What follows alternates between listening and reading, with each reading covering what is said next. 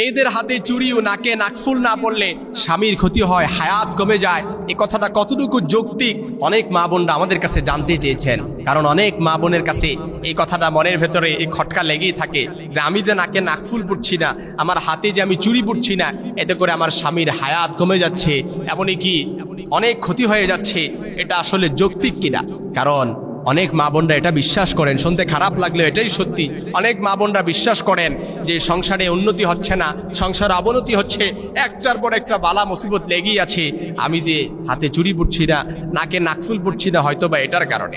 আবার অনেক বোনেরা নাকে নাকফুল পড়তে ভয় পায়, অর্থাৎ নাক ফোড়াতে ভয় পায়, যার কারণে নাকে নাকফুল পড়ছে না। আবার অনেকে আলট্রা মডার্ন শাস্তি যে তাকে বিবাহিত লাগবে, একটু বুড়ো বুড়ো টাইপের লাগবে, এজন্য হাতে নাকফুল অর্থাৎ হাতে চুরি পড়ে না।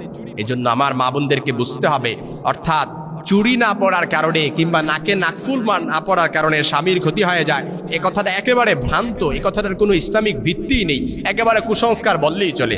কারণ কার কখন মৃত্যু হবে এটা কিন্তু আল্লাহ তাআলার কাছে। স্বামীর ক্ষতি হয়ে যাবে, কেউ কারো ক্ষতি এটা ধরে রাখতে পারবে না। আমরা যদি প্রথমে যাই মৃত্যুর দিকে, যদি আমরা মৃত্যুর কথাটার দিকে যদি আমরা যাই, আমরা সকলেই জানি মৃত্যু এটা কিন্তু আল্লাহ তাআলার পূর্ব নির্ধারিত।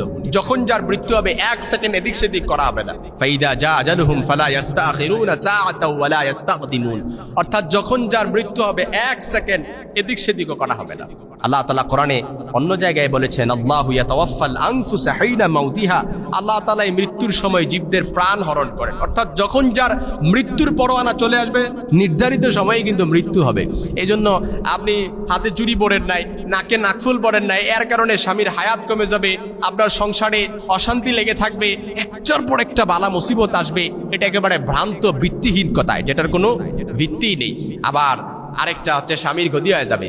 মনে রাখবেন, কেউ কারো ক্ষতি সাধন করতে পারে না। অর্থাৎ ক্ষতি এবং ভালো এবং মন্দ সবকিছু কিন্তু আল্লাহ তাআলার উপর, অর্থাৎ আল্লাহ তাআলা সবকিছু নির্ধারণ করে দিয়েছেন। তাকদীরের ভালো মন্দ, কল্যাণ অকল্যাণ, এই সব কিছু আল্লাহ তাআলার কাছে। কদরি খাইরিহি ওয়া শাররিহি মিনাল্লাহি তাআলা, সবকিছু আল্লাহ তাআলার উপর।